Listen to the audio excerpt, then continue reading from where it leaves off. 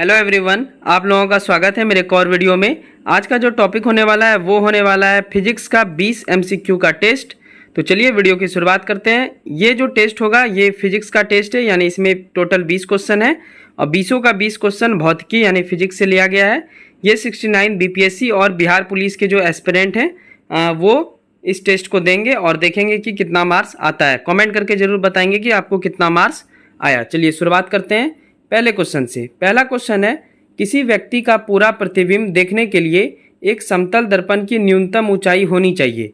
आपके ऑप्शन है first number व्यक्ति की ऊंचाई के बराबर, दूसरा है व्यक्ति की ऊंचाई का आधा, तीसरा है व्यक्ति की ऊंचाई का 1/4 और चौथा है उपरोक्त में से कोई नहीं। तो पहले तो खुद से आप अटेम्प्ट करें, वीडियो को पॉज करके क्वेश्चन को पढ़ के सोच समझ कर कॉपी में लिखें, फिर मैं आपको आंसर बताऊंगा। प्रत्येक 10 सेकेंड के बाद मैं आपको आंसर बता दूंगा। तो पहला का आंसर हो गया सेकेंड नंबर व्यक्ति की ऊंचाई का आधा। बढ़ते हैं दूसरे प्रश्न की ओर। क्वेश्चन नंबर सेकेंड है, प्रकाश का रंग निर्धारित होता है किसके कारण। आपके ऑप्शन है फर्स्ट नंबर आयाम से, दूसरा है तीव्रता से, तीसरा है तरंगदैर्घ्य से, चौथा है वेग से। जल्दी से अटेम्प्ट करें। दूसरा क्वेश्चन, प्रकाश का रंग निर्धारित किस कारण से होता है, यही आपको बताना है। तो इसका सही आंसर हो जाएगा दूसरा का तीसरा नंबर तरंगदैर्घ्य से। प्रकाश का रंग जो निर्धारित होता है वो तरंगदैर्घ्य से होता है।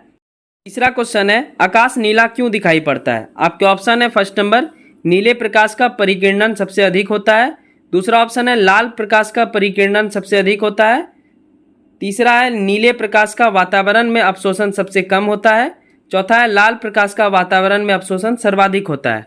आपको बताना है आकाश नीला क्यों दिखाई पड़ता है। जल्दी से आप अटेम्प्ट करें। कॉपी में 1 से लेकर के 20 तक नंबरिंग कर लें, उसके बाद आप उसका आंसर लिखते जाएं। तो तीसरा का सही आंसर हो जाएगा आपका फर्स्ट नंबर नीले प्रकाश का परिकिरणन सबसे अधिक होता है। चौथा नंबर क्वेश्चन है, निम्नलिखित में कौन सा सुमेलित नहीं है।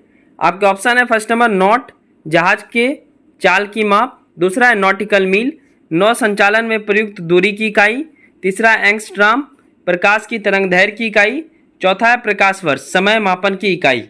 चलिए जल्दी से क्वेश्चन को पढ़िए और अटेम्प्ट कीजिए कि निम्नलिखित में कौन सुमेलित नहीं है। इसका एक आंसर होगा, तो चौथा का आंसर हो जाएगा आपका 4 नंबर प्रकाश वर्ष, क्योंकि प्रकाश वर्ष जो है ये दूरी की इकाई है, ना कि समय मापन की। तो 4 का हो गया option number 4 is the right answer. Question number 5 देखते हैं, क्यूसेक में क्या मापा जाता है। आपके ऑप्शन है फर्स्ट नंबर जल की शुद्धता, दूसरा है जल की गहराई, तीसरा है जल का बहाव, चौथा है जल की मात्रा।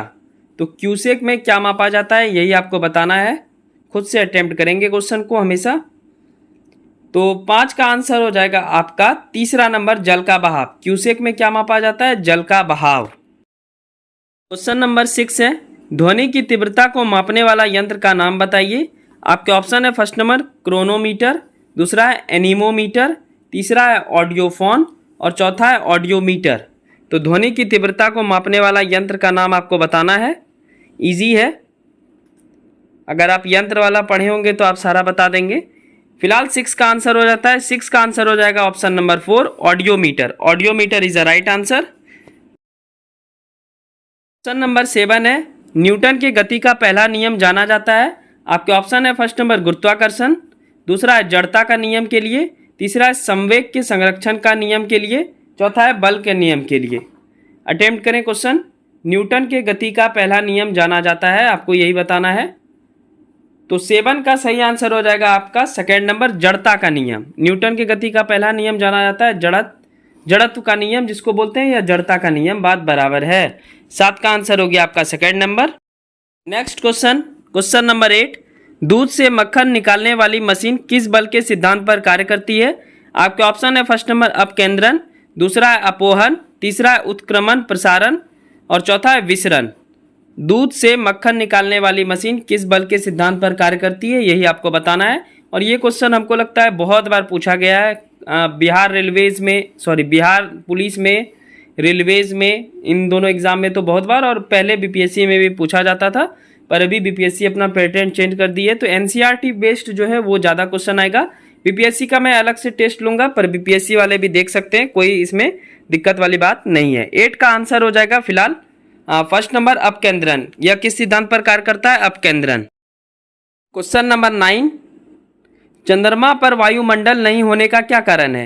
आपके ऑप्शन है फर्स्ट नंबर यह पृथ्वी के निकट है, दूसरा यह सूर्य से प्रकाश प्राप्त करता है, तीसरा यह पृथ्वी की परिक्रमा करता है, चौथा इस पर गैस अणुओं का पलायन वेग उनके वर्ग माध्य मूल वेग से कम होता है। चलिए अटेम्प्ट कीजिए। चंद्रमा पर वायुमंडल नहीं होने का क्या कारण है? चलिए मैं अब इसका आपको आंसर बता देता हूं। तो 9 का आंसर हो जाएगा option number 4। Option number 4 is the right answer. Question number 10 है, वर्षा की बूंद की गोलाकार आकृति का कारण क्या है? आपके ऑप्शन है फर्स्ट नंबर द्रव का घनत्व, दूसरा है पृष्ठ तनाव, तीसरा है वायुमंडलीय दाब, चौथा है गुरुत्वाकर्षण। चलिए अटेम्प्ट कीजिए कि वर्षा की बूंद जो होती है वो गोलाकार क्यों होती है, वो गोल क्यों होती है, आपको यही बताना है। और ये भी क्वेश्चन बहुत बार एग्जाम में आ चुका है। तो 10 का सही आंसर हो जाएगा आपका, 10 का सही आंसर हो जाएगा सेकेंड नंबर पृष्ठ तनाव के कारण ऐसा होता है। तो 10 का हो गया सेकेंड नंबर पृष्ठ तनाव। क्वेश्चन नंबर 11 है, जब किसी झील की तली से उठकर वायु बुलबुला ऊपरी सतह तक आएगा तो उसका आकार क्या होगा? आपके ऑप्शन है फर्स्ट नंबर बढ़ जाएगा, दूसरा है घट जाएगा, तीसरा यथावत बना रहेगा, चौथा है चपटा होकर तस्तरी नुमा हो जाएगा। अटेम्प्ट कीजिए। जब किसी झील की तली से उठकर वायु बुलबुला ऊपरी सतह तक आएगा तो उसका आकार क्या होगा? अटेम्प्ट करेंगे, दिमाग वाला क्वेश्चन है थोड़ा। तो 11th का सही आंसर हो जाएगा आपका फर्स्ट नंबर बढ़ जाएगा, बढ़ जाएगा is the right answer. Question number 12, जब कुएं से पानी की बाल्टी को ऊपर खींचते हैं तो हमें महसूस होता है कि बाल्टी, फर्स्ट नंबर ऑप्शन है पानी की सतह से ऊपर भारी हो गई है, दूसरा ऑप्शन है पानी की सतह से ऊपर हल्की हो गई है, तीसरा है पानी से बाहर आकर स्थिरता खो बैठती है, चौथा है पानी से बाहर आकर उनके द्रव्यमान में वृद्धि हुई है। जल्दी से बताएंगे आप सब। जब कुएं से पानी की बाल्टी को ऊपर खींचते हैं तो हमें क्या महसूस होता है? आप सब काफ़ी बार खींचे भी होंगे।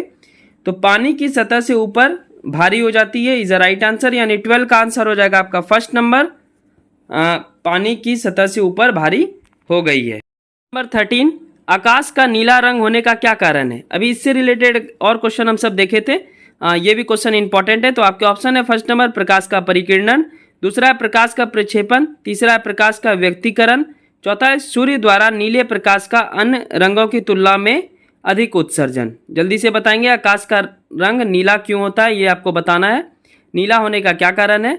तो 13 का आंसर हो जाएगा आपका फर्स्ट नंबर प्रकाश का परिकिरणन।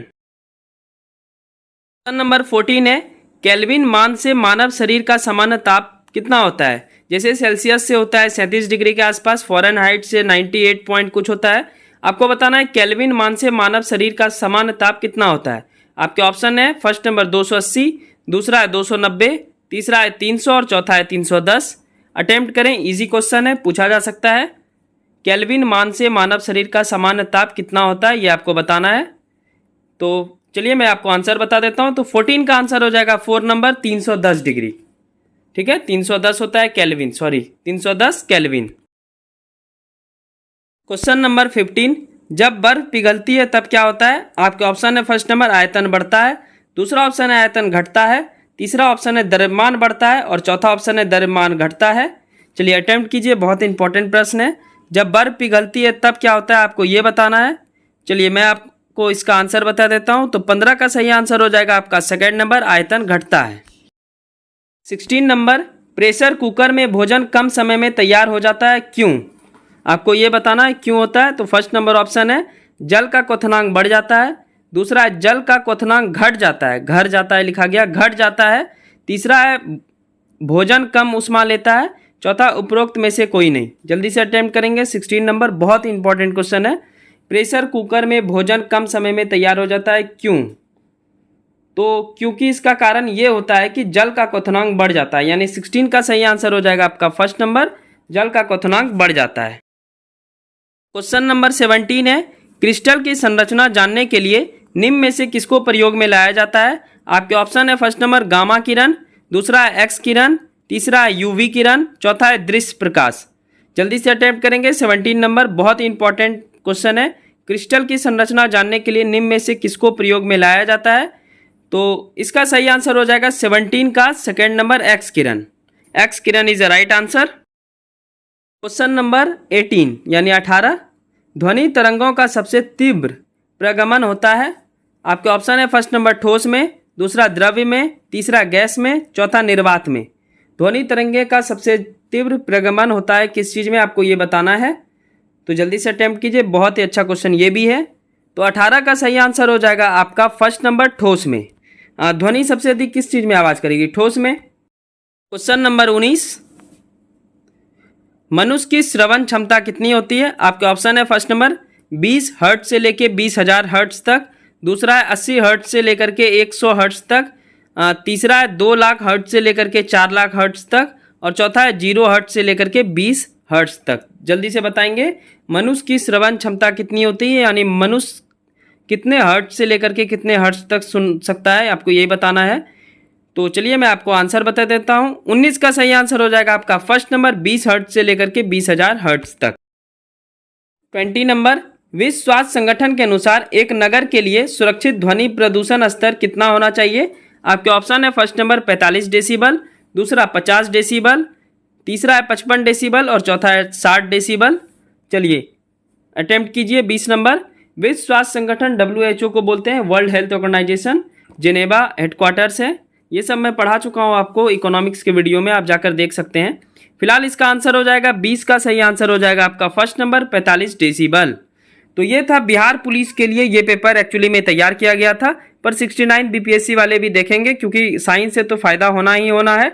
पर ये एक्चुअली में ये बिहार पुलिस, जो बिहार पुलिस का वैकेंसी आया 21,000 वाला, उसके पेपर के अनुसार तैयार किया गया है। तो ये वाला सेट पूरा डेडिकेट था बिहार पुलिस वाले के लिए, पर 69 BPSC वाले भी देखेंगे। इसके अलावा 69 BPSC PT के लिए साइंस का NCERT बेस्ड मैं सेक्शन वाइज टेस्ट लाऊंगा। ज़्यादा बड़ा टेस्ट नहीं होगा, 20 या 25 क्वेश्चन का होगा, पर डेली मैं कोशिश करूंगा आप सबके लिए, तो आप सब उसको जरूर देख के जाएंगे, उससे क्वेश्चन आना ही आना है। फिलहाल मिलते हैं नेक्स्ट वीडियो में। ये वाला वीडियो आपको अच्छा लगा हो तो चैनल को सब्सक्राइब कर लेंगे, वीडियो अच्छी लगी हो तब करेंगे, और जेन्युइन रूप से अच्छी लगी हो तो चैनल को सब्सक्राइब कर लीजिएगा और एक लाइक कर लीजिएगा।